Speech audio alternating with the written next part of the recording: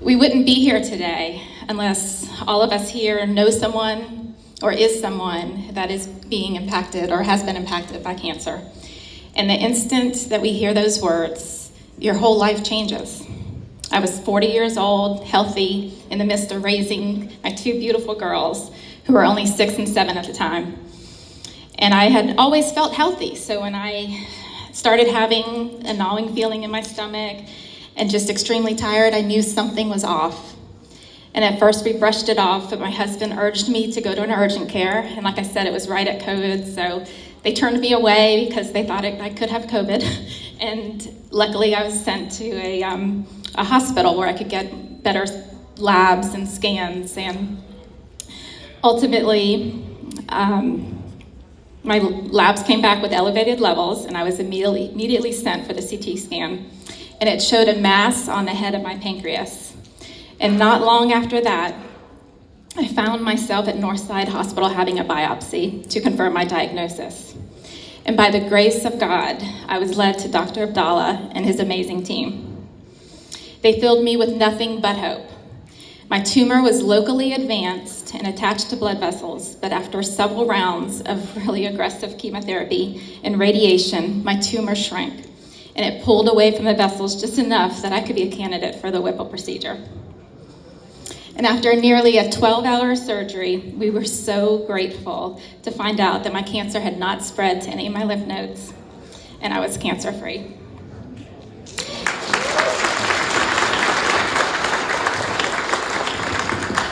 When I think about the challenges I had even a year after my surgery compared to where I am today, I'm truly astonished. I'm doing great, and as I look back at all the milestones that has happened over the last few years, I am so grateful to be part of every moment. My girls are now 10 and 11, and they definitely keep me busy. But I've been here to watch them grow. And speaking of milestones that I'm so grateful not to have missed, my little sister got married 2 weeks ago, and she's here today. And a shout out to them, because in lieu of wedding gifts, they gave guests the options to donate to charities that were close to their heart. And Lustgarten was on their list.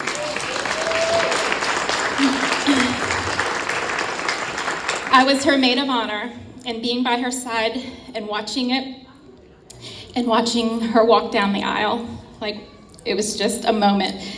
And in those moments, it solidifies the importance of what Lustgarten does, and what our doctors, and what our families, and what our community.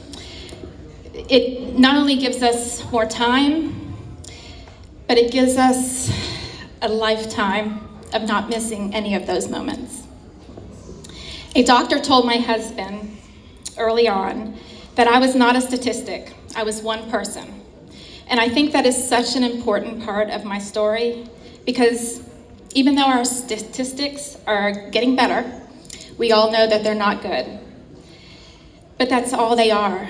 They're just a number. And from the moment we received the diagnosis, I knew that if there was a small chance I could survive this, if there was just one story of hope, then that was enough for me. And just like it's enough for me, it's enough for all of us here. We all know the statistics, but that doesn't stop us from funding the research for a cure, and it doesn't stop patients from fighting the fight. We do it because we all know that impossible odds set the stage for miracles. And I truly believe that. And anyone fighting cancer, or anybody supporting somebody fighting cancer, you have to believe that too. It's never lost on me that I'm able to speak at events like this and say that I'm a survivor of pancreatic cancer. It's truly an honor.